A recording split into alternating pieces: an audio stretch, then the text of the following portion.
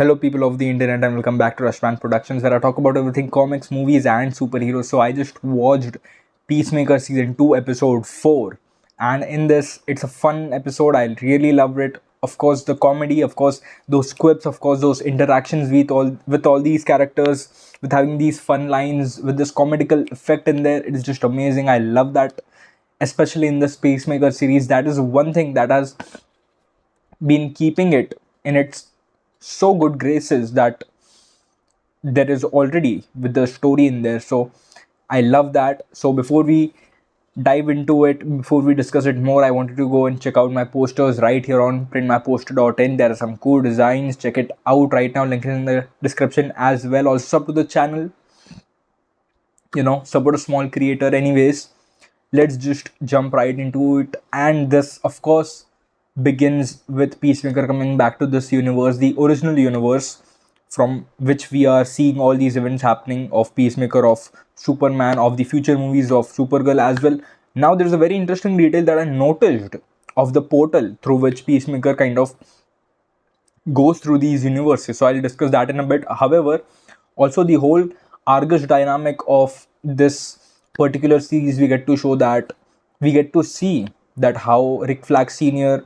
recently came into being the director of Argus and how it kind of changed things around because of the kind of Amanda Waller was fired because of that reason, so he has to take over, and how he was like just put in midst of this thing, and but still he prioritizes this Peacemaker thing because of course he has a personal grudge against him. Anyways, we in this episode we don't spend much time in the second universe. I mean, there's literally no time at all.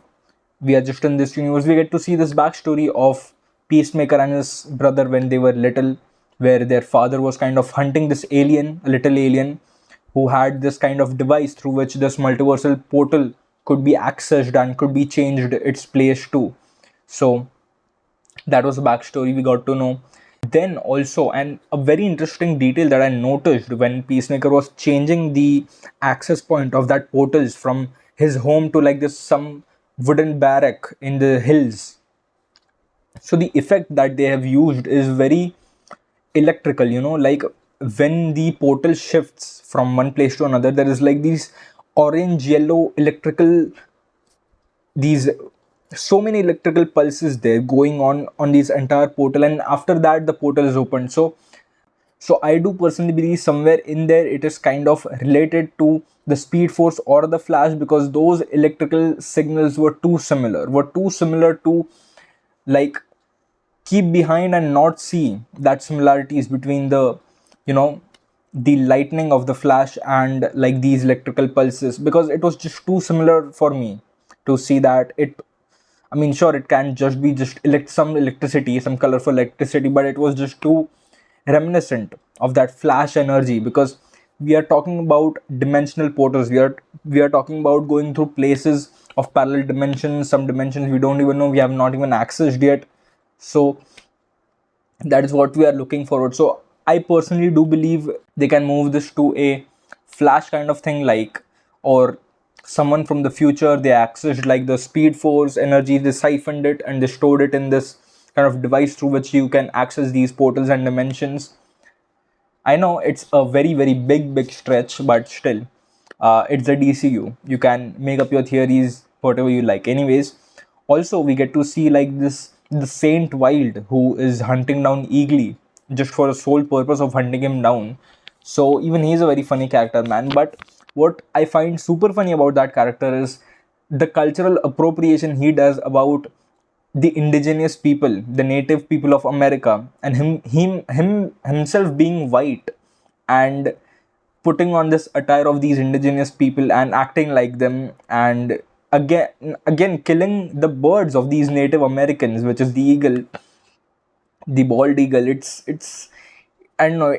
It's a very funny take on itself, and they also talk about that in the show. But I know, to see it as a meta happening, it's a very very funny thing. It's a very funny thing to see, and the joke just plays itself, man. You just know it. The joke just plays itself. Also, this who was this? The Taekwondo master, or the guy who does all the kicks and flips and the the green guy who is there, yeah, the judo master. So even he's a very prominent character, I would say. His presence is there felt. I mean, you see, the reason this particular series feels and looks like a comic book is because you have these sort of scenes where these out of the box things are happening, which you don't get to see in a natural setting of the world, which only happens in a comic book universe, where a guy is just flipping and some other guy is just running. So Peacemaker is just running and this judo master is doing flips and going towards him. He's not walking in a simple way just to catch up to him. I mean, that is what a weird thing to do. And then, like this Saint Wild who is hunting down an eagle, when he gets a cut on his head, he says, I've opened my third eye, and does these, you know, reasons for letting him kill the eagle. So these are like just things that happen in a comic book universe, and it literally feels like these scenes do feel like going through a comic book, and that is what I like about these particular shows, that they, yes, they do feel like these acts, these condensed acts of a bigger arc that tie into a bigger event, and this does feel like it. Now, of course, the episodes are short. That is one of my complaints, that the episodes feel too short, especially at the, you know at the time of 1 week. Like, we get 1 week 1 episode, and it's what, like 30-35 minutes. That is the content that we get from that. And so I do personally feel that it's a quite less amount of content that we get to see. So, but anyways, other than that, it's fine, it's great.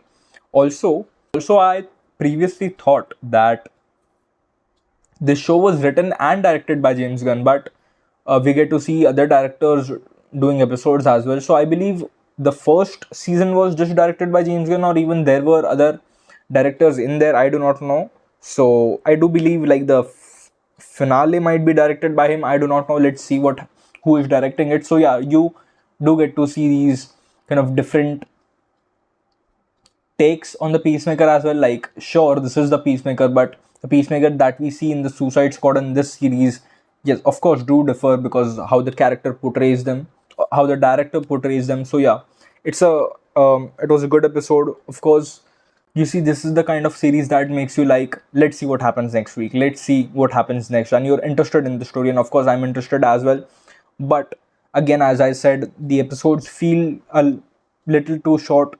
That is one thing that I would, you know, ask the creatives of these studios to like make longer episodes. I mean, it would be good. Or because the time in which it is released, for that time, it is just too little, I personally feel. So yeah, anyways, that's it. It was a good episode, enjoyed it. Check it out, man. It's a nice one. I'll see you in the next.